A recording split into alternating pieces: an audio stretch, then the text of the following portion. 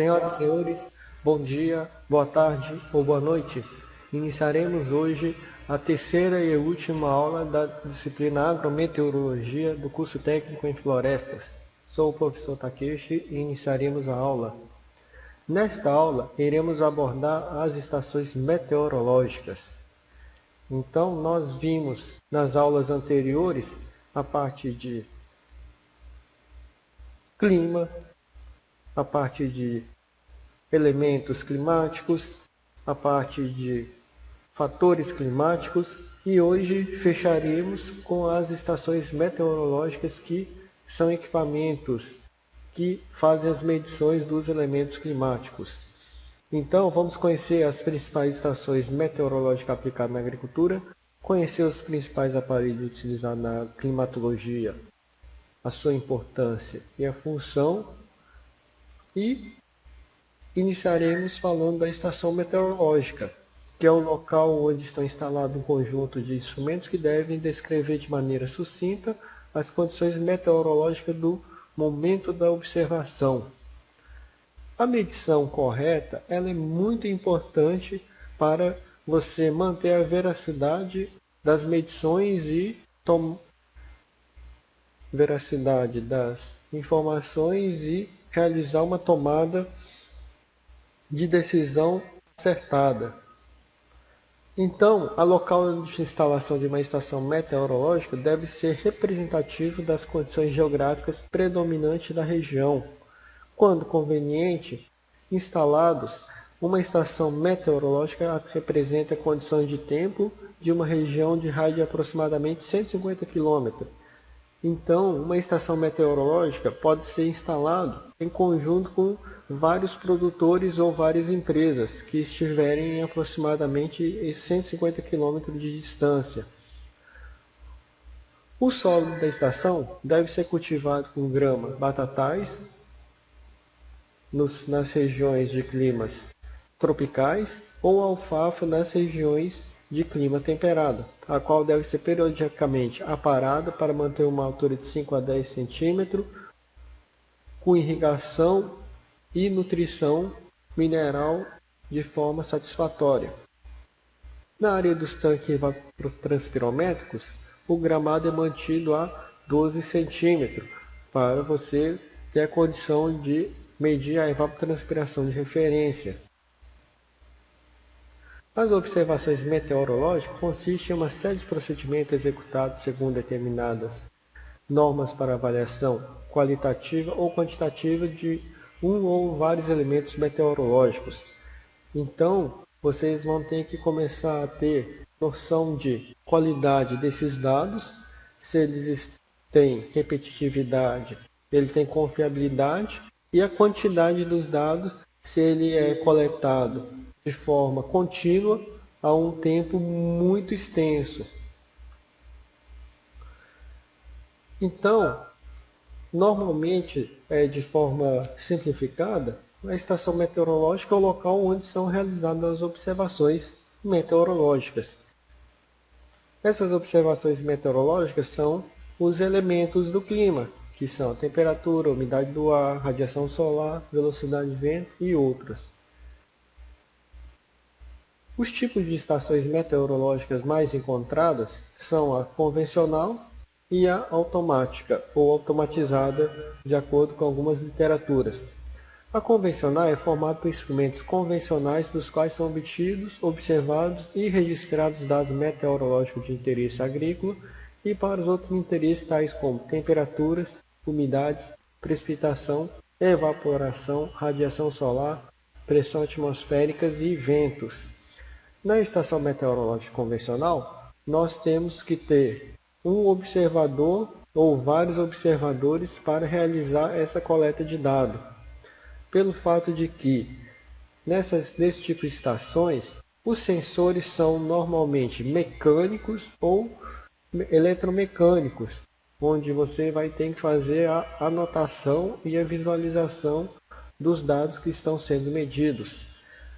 Na maioria dos casos, são mais utilizados sensores mecânicos. Uma das questões é que os dados meteorológicos eles têm que ser coletados nos feriados, nos sábados, domingos e assim por diante. Por isso que nós temos que ter maior quantidade de observadores e a disponibilidade em datas não muito apropriadas de serviço.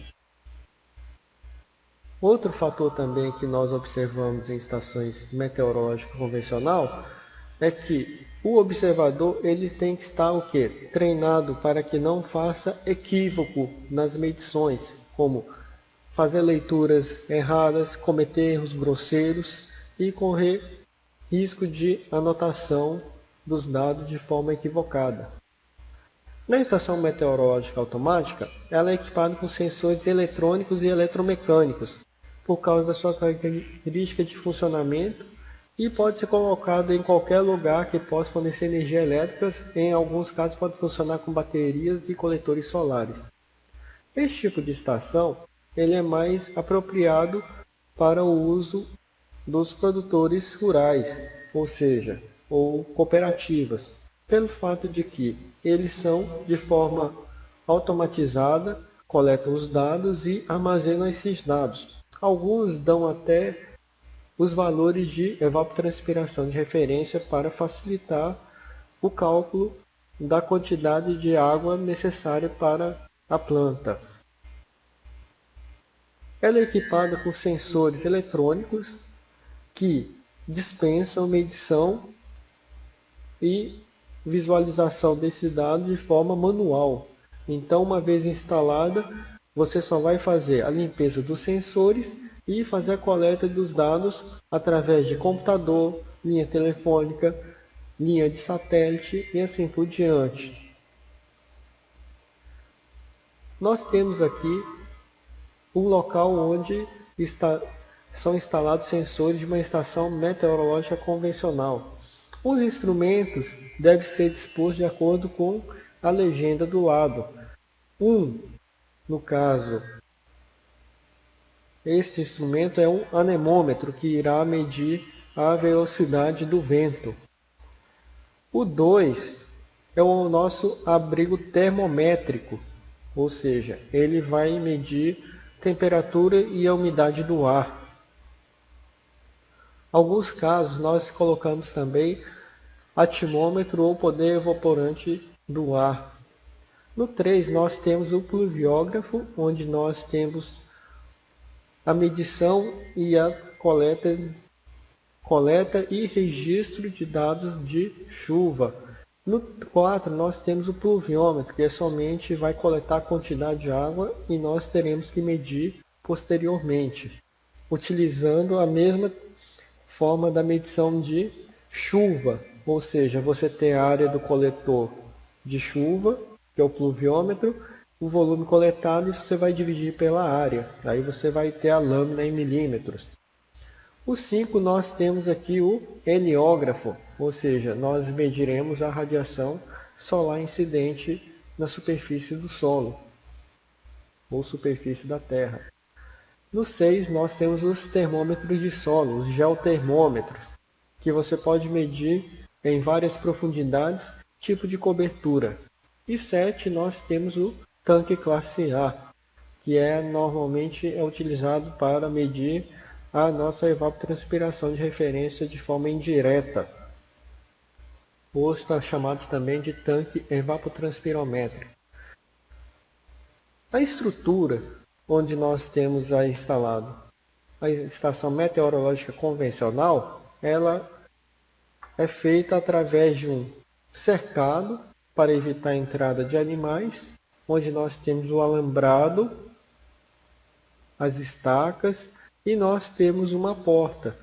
Sempre a porta tem que estar voltada para o lado sul, ou seja, a disposição dos instrumentos ela influencia na hora da coleta dos dados. Então, o abrigo termométrico, a porta no hemisfério sul, ele tem que estar voltado do lado sul para não ter interferência da entrada da radiação solar na hora da abertura da porta e atrapalhando na medição e observação desses dados de temperatura, umidade, poder evaporante do ar e assim por diante.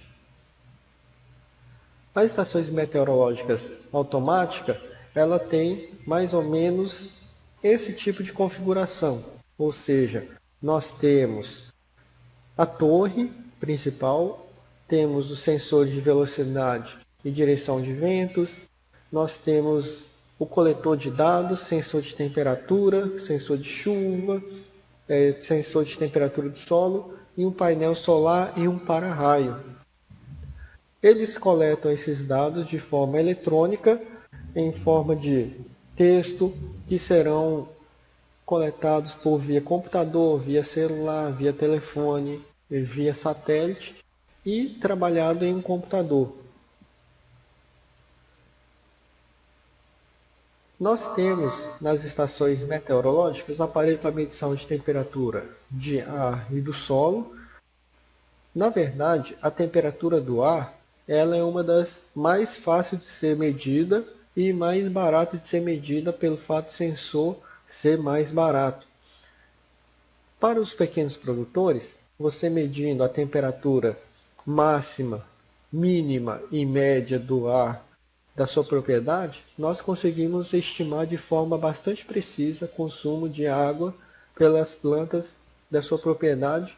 Consequentemente, você poderá fazer um sistema de irrigação, um manejo simples que irá te dar um resultado muito satisfatório na hora da irrigação.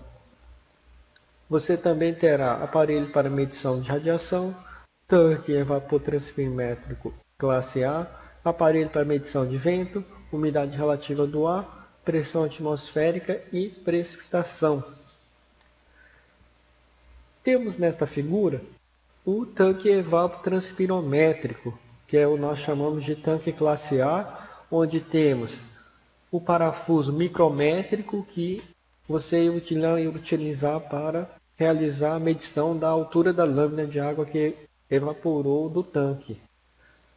A partir de uma quantidade evaporada de água, você irá fazer a reposição dessa água e também fazer a limpeza. Por quê? Se você tem maior partícula suspensa na água, ela irá ter uma diferença na evaporação da água para o ar.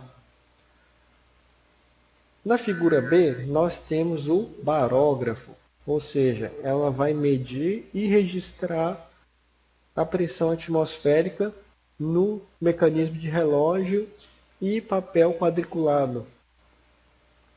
No C, nós temos a temperatura do solo, ou geotermômetros, em várias posições ou várias profundidades, e também você irá ver que ele está em gramado.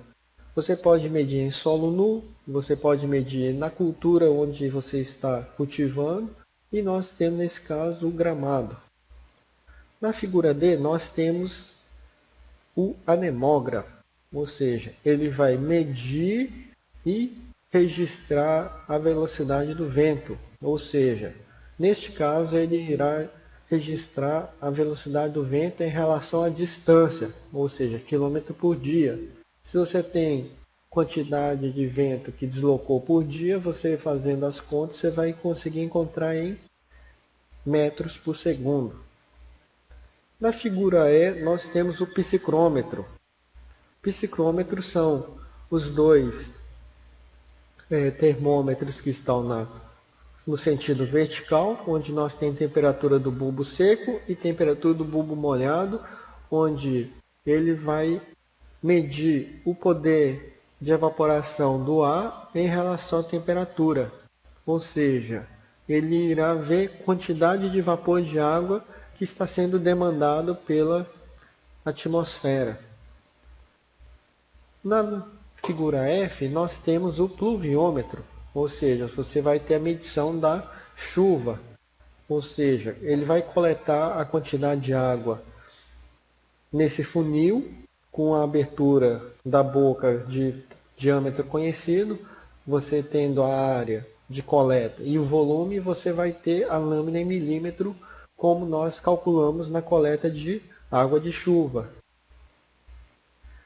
Nessa figura, nós temos a figura A, nós temos o heliógrafo, que ele irá medir o quê? A quantidade de radiação que chegou de forma direta, sem interferência das nuvens, na superfície do planeta.